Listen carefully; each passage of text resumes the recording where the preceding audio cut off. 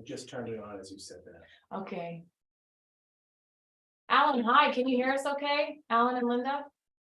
Yes, I can hear you. Hi. Oh, hey, hey. We're just gonna give folks another couple of minutes to see if anyone else will jump in. But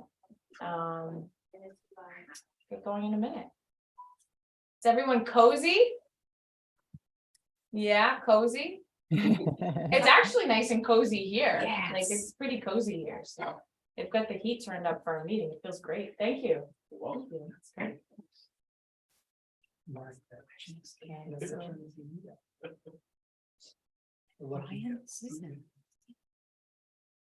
That's Standard Powers. So- Yeah. Oh, he must be new from them. Yeah.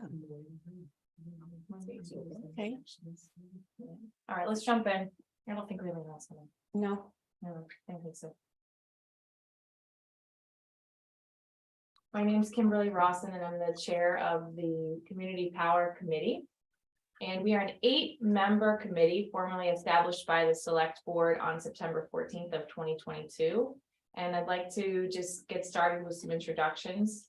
So we have both our committee members and some members here hopefully to participate in our public hearing on our community power plan. So Irit, would you just briefly introduce Yes. yourself?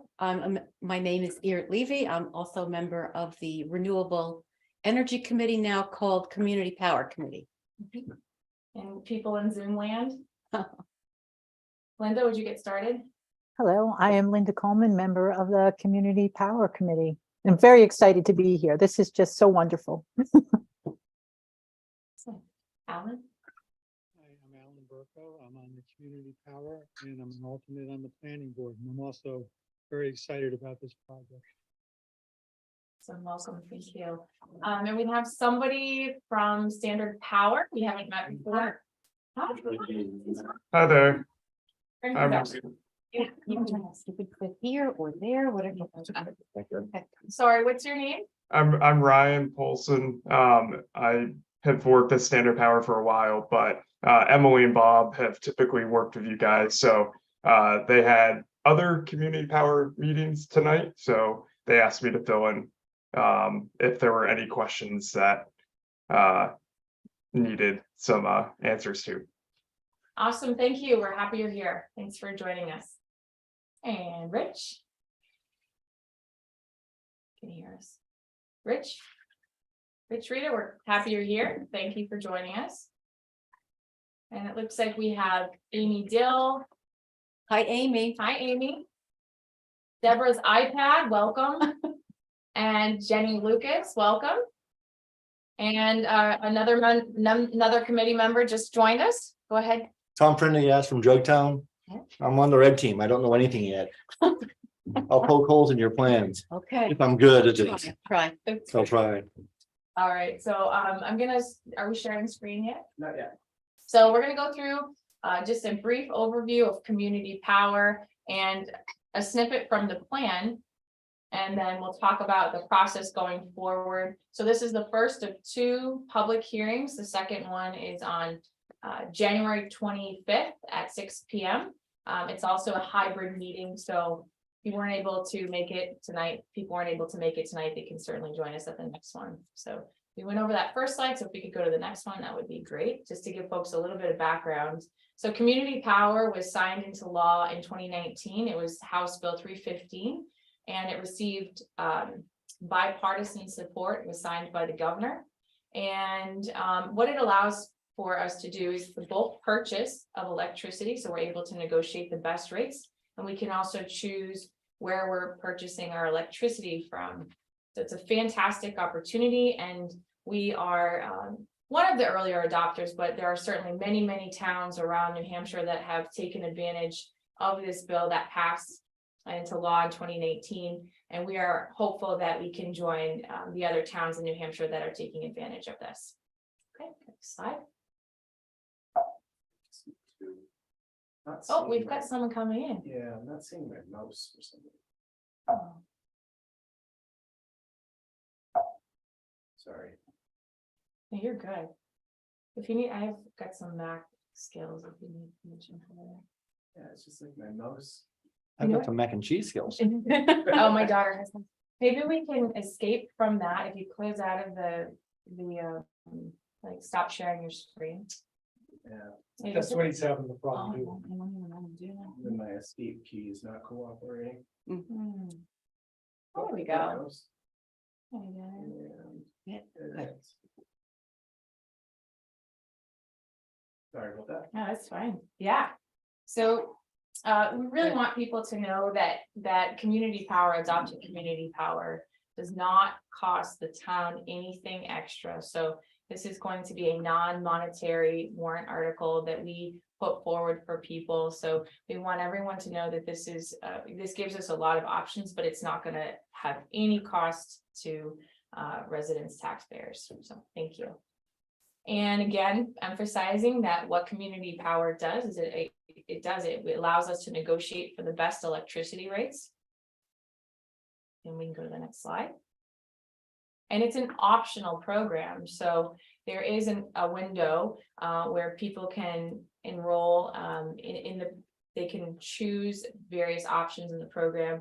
There's sort of a 30-day push in the initial opening of the program, but after that 30 days, folks can opt out of the program at any time. There's a 1-800 number, so it's completely optional. It gives us more choices, but if you don't want to participate in it, you don't have to participate in it. So that's an important point as well. And what it does is it allows us to do things that are innovative, like save for local energy projects. So there are potential opportunities for us, like with the lagoons, to produce our own electricity. And we could start a reserve account where we are able to put more and more into our own energy projects, and then potentially buy our own electricity. And that would help us to secure our energy rates further. And we can certainly offer this to residents, but also some of our smaller businesses. This is also really, really important to note that your bill will still arrive every month from NHEC. So our relationship with NHEC is not going to change. You'll still get your bill every month, just like you always had. And going on to the next slide. Yep, thank you. NHEC will still continue to provide the excellent service that they always have, servicing our poles and wires and making sure that our electricity is coming in even when we've had nasty storms. They do such a great job for us. So our relationship with NHEC is not going to change. And this is probably the part that I get most excited about. It gives us a lot more choice, so we can choose the source of our electricity. And if we go on to the very next slide, you'll see an excerpt from our community power plan. Our 8-person committee has worked really hard to come up with this table right here. And essentially what this is, if we adopt community power, we would enroll in, everyone would sort of have the default rate, this very first option, and it would pretty much have everyone coming in at current rates, default rates, like very competitive rates, similar to what we're paying now. And that would give us around 30% renewable energy. If people wanted to opt to go for more renewable energy, we would call them a renewable hero. They would have a small increase on their electrical bill, but that would allow them to be purchasing 50% renewable energy. And if they wanted to go even more, if they wanted to purchase 100% renewable energy, we'd call them the renewable champ. They would pay the market rate for that.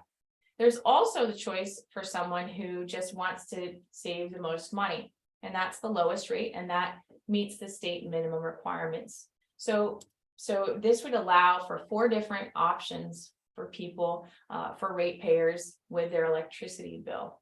And so that's what makes this really special. And on the very last slide, you can see here, the draft community power plan is ready for feedback. So you can scan this.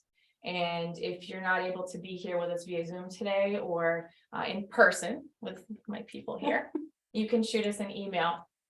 And this QR code will take you right to the power plan, but also it's posted on the town website. There's a hard copy located in the post office. can't remember where else are we having this plan posted? Post office, website, and this QR code will help you as well.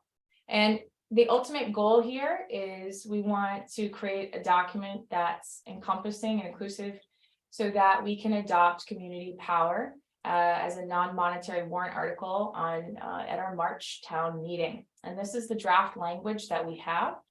And I'll read this briefly, but essentially what our warrant article will say, something to the effect of community power, Waterville Valley article blank, community power, to see if the town will vote to adopt the Waterville Valley Community Power Plan, which authorizes the Board of Selectmen to develop and implement Waterville Valley Community Power as described therein.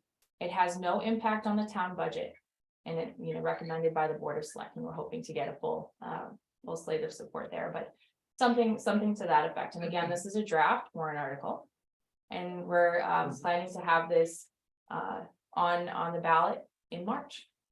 So that's what I had for a presentation, and would like to open it up for feedback and questions. Stop sharing and then you'll be able to see. Yeah. And you have a comment in the chat. Oh, we have a comment. Oh, that's exciting. No? No, it was just Rich. There's no, he came back. Okay. Oh, thank you. for that. Any discussion?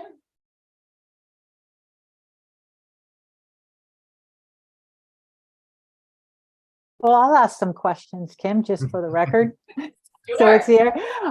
So when the power goes out, who would I call? If we voted in community power? NHEC. Yep. Just like So- yesterday. It's like Right, you so we- said. Right, so we still have the full, they not only deliver the electricity via their poles and wires, they still maintain it, and they deal with, if there's any outages, whatever that needs. So we're not, calling Mark at the town saying, come fix the wire. It's still NHEC, which I think is a good thing. That Alan, any questions for us? I have a question. Yeah, Oh, it was yes. such- I don't have any questions.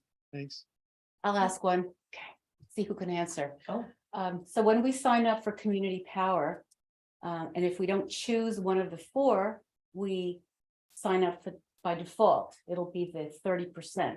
How often, how many times a year can we change this? Can we direct that question to our friend from Standard Power? Yes, so you can change every month if you wanted to. Basically, you would have to time it to the meter read of your electric bill. So every month you have a meter read, which is let's say January 15th to February 15th. So if you wanted to opt out of the program, you can do that, and it would take effect at the next meter read. Also, if you wanted to opt up into a 75, 50%, 100% renewable product, it just comes down to after when you opt to do that, it takes effect the following meter read. So you could, in theory, do it every month if you timed it correctly. The co-op changes the rates not every month, so it might not make sense to do that, but yeah, you could if you wanted to, in theory. Thank you. generally twice a year. Generally twice a year, the A co-op. winter and a summer. Yeah. Okay. We have a question from Amy Dill. Yes. I have a couple questions. One, will we be able to see the rates of the different options in advance so we can make an intelligent choice as to which one we want? And my second question is, I'm not really understanding how this is any different than what we currently have. Thank you. So the first question, I'm gonna turn that over to our friend at Standard Power. Can you repeat the first part of that? I'm sorry. Will we be able to see the rates of the four options at some point so we can make an intelligent choice as to what option we want? Yes, yeah, every eligible customer will receive a mailer, a postcard in the mail, outlining the options that you have. This will be at least a month ahead of potentially when the program actually launches. So yes, you will have time, plenty of time to make a decision on the option that you have. And to your second question, Amy, thank you for both of your questions. Your second question, how are they different? So NHEC does a great job of negotiating rates, but it's a rate, and we don't have the consumer say over where it's being sourced. So it gives us, we have 4 options this way rather than 1, and we can change those options, once per meter reading every month. And it also allows for us to potentially down the road purchase our own electricity. To me, that's huge. So if we potentially, when we have more opportunities with the lagoon, put up a solar array, the town could then purchase the electricity that we produce. Right now, community power is the only way to do that on scale. So it allows us to save, it allows us for local choice over what we're purchasing, and you're gonna have a menu of 4 rates that you get to choose from. NHEC does a great job, but you'll get about they have rate changes twice a year, winter and summer. So there are quite a few differences. So this is, but it's not to compete with NHEC. We're still gonna have a wonderful working relationship with them. Amy, does that answer your question? Or questions rather? Enough, yes, thank you. Okay, Could I add something to that? yes, please, yeah. So in addition to the plans for options to choose from, assuming it ends up being 4 different rate options, during the pricing process, we will be vetting multiple suppliers who will be providing us with those 4 different rate options. So we will be able to select the best supplier options before presenting it to the town. So so there's also that aspect of it where it'll be extremely competitive in dealing with the suppliers and getting them to give us the best options possible. That's a great point, and this is a concept that the town has used for many, many years.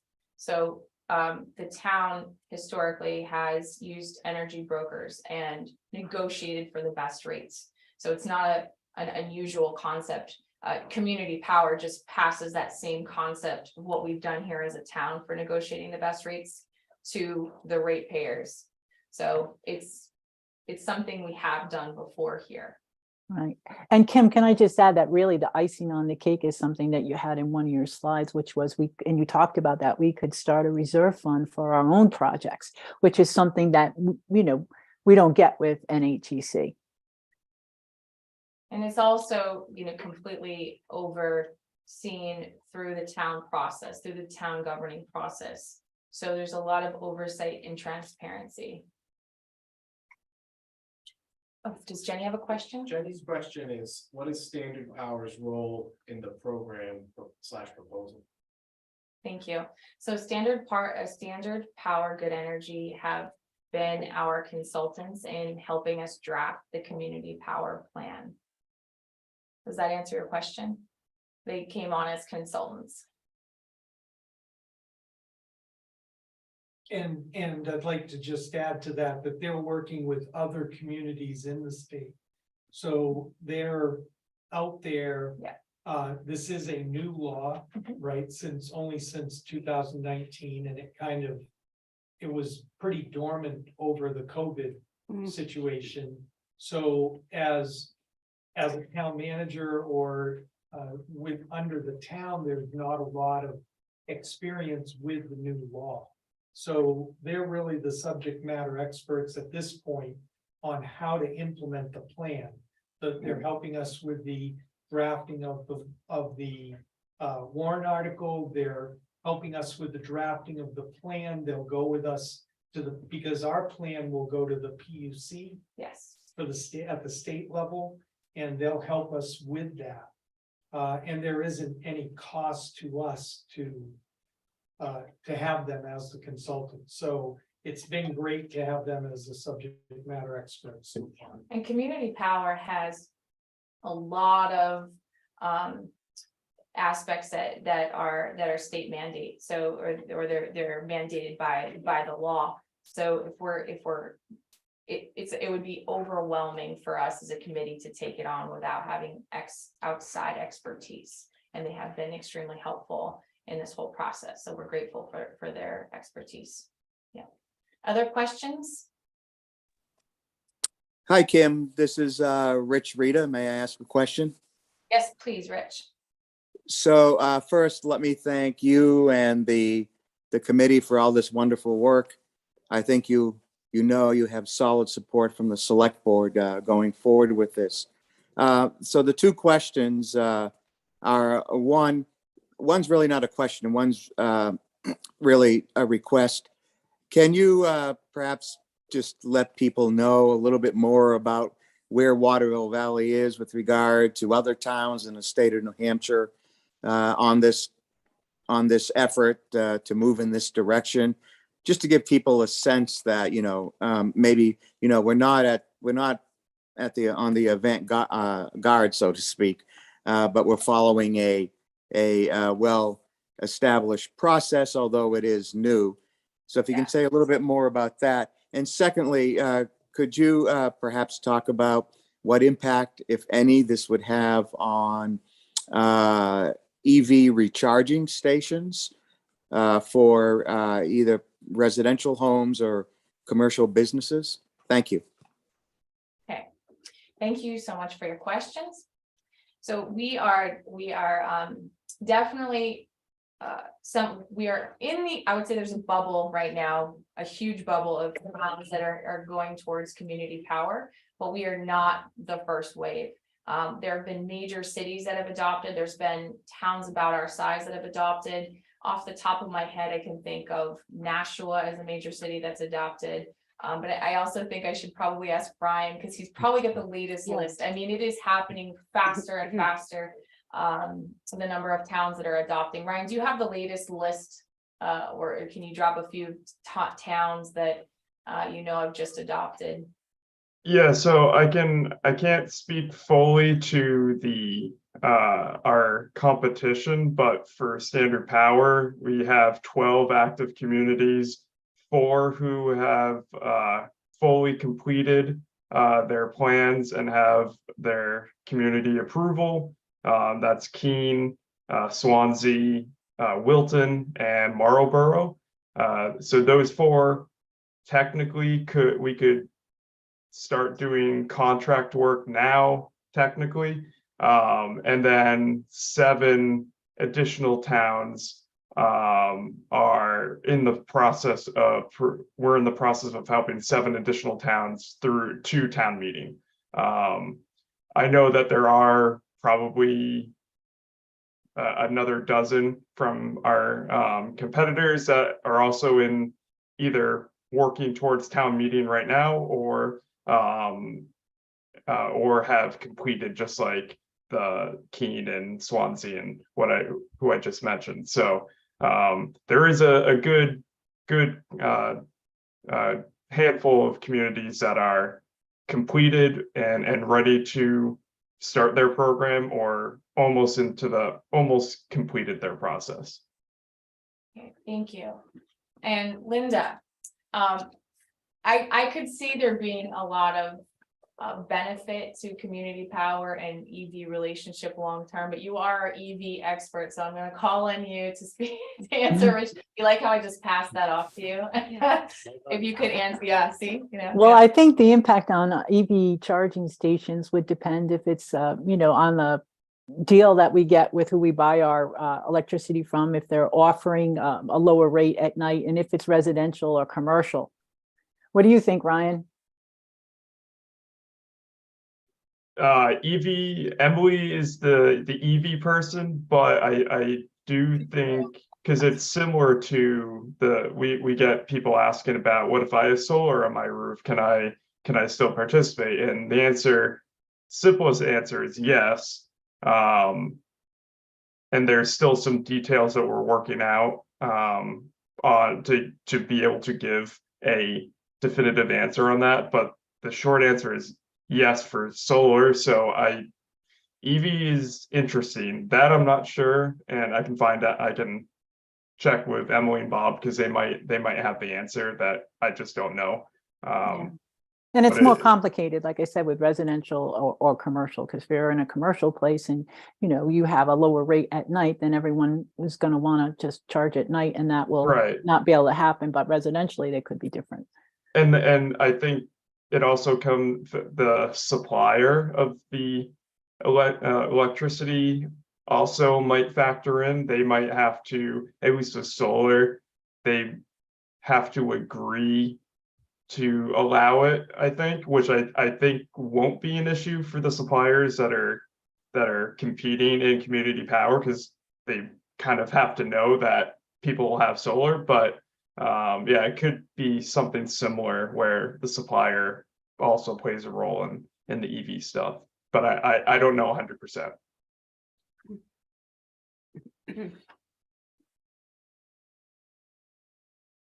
Jenny asks, after approval at town meeting, approximately how long until the program gets up and running?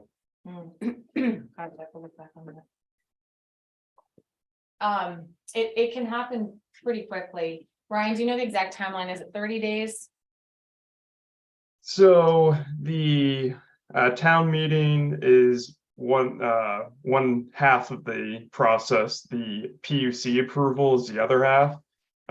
So getting approval at town meeting is important. And then we would then submit the plan to the Public Utilities Commission for their review. They have 60 days to approve or deny the plan. The 4 plans that are completed obviously have been approved at the PUC, and a lot of the legal language within the plans are the same across the board. So we shouldn't see an issue with the PUC rejecting the plan, but at least 60 days after town meeting or after submission to the PUC. And then it depends on, we could go out to price and get pricing back, and the pricing might not be good. So we wait. And so I would say at least 60 days after town vote or after submission to the PUC, but could be a little longer to get the actual plan up and running. Yeah, So hopefully that answers it a little bit. yeah, that's great. Thank you. Other questions?